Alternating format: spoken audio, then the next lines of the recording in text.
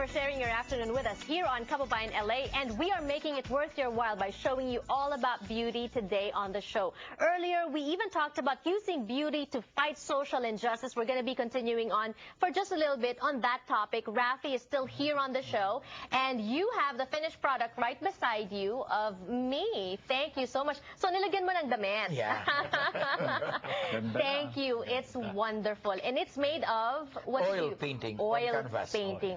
You know, and we have a new face right now, and this is your work. Yeah. Don't tell me meron pa ring finishing touches because it looks done to me. May konting-konti na lang. Sabay Ayan. pirma. Boy Sibog is also joining us, and of course, you all know Vix Magsaysay. He's joined us in the last two segments. Rafi, let's first start with you. No, when I talk to artists here on the show, musicians, they say that the instrument chooses you. That's why some artists would be learning guitar, violin, keyboard, and then they'll pick which one to concentrate on.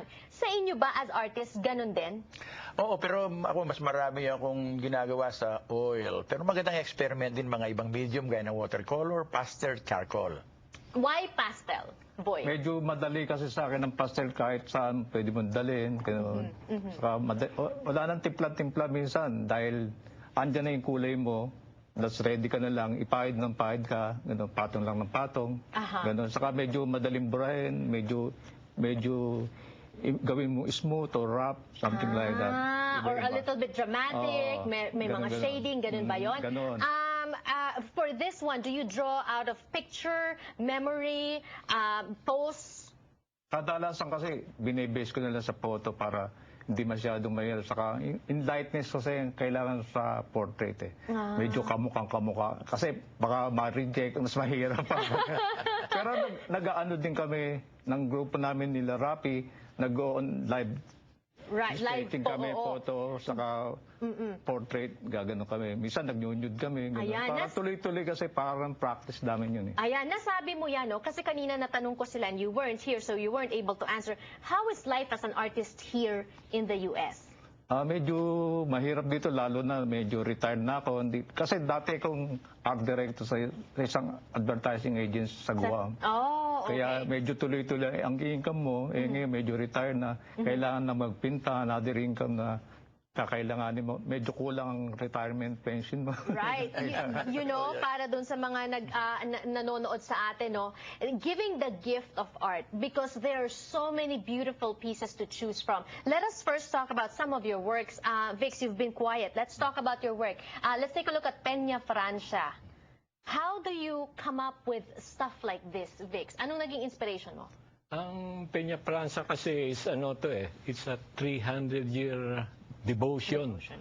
to call it Mother, no, Divine Mother. At nakakabagbag damdamin kasi pag nakita mo parang nakita mo rin yung magulang mo. How long does it take you to finish something like this? Because it's photography, a lot, it's digitized, ganun ba yun sa computer mo ginagawang edit? That's done with slide, no? Walang Photoshop yan. I use a zoom lens. Like an artist, how do you decide which one to choose, pastel or oil? As a photographer naman, what lens to use? Yeah, because andito na yun eh. Due to constant practice, alam mo na eh. Kaya pagkuha mo na ngayon ng katulad sa Peña Francia para mapakita mo yung damdamin, yung devotion nila sa mother image. So kaya pala may pagka-intense, no? When you do your works of art, do you think about just self-expression or do you think about what you want the viewers to see?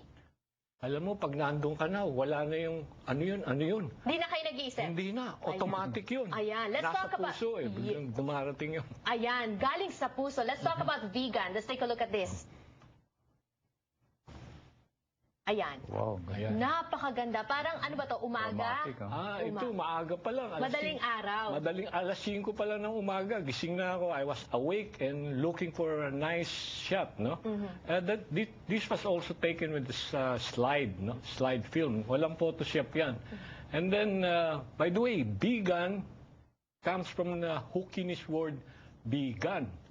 Ibig sabihin is beautiful shores. Right. Kaya lang, nung dumating ang mga Spanish, ginawa ng vegan. Right. V as in victory. Ayan. Let us talk about inspiration. You mentioned something about waking up early just to look for a shot. Does inspiration come to you?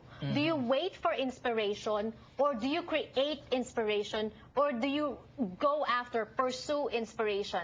We're going to be talking about that when we return on the show, plus seeing the finished product of this wonderful creation by Boy when we return. Don't go away.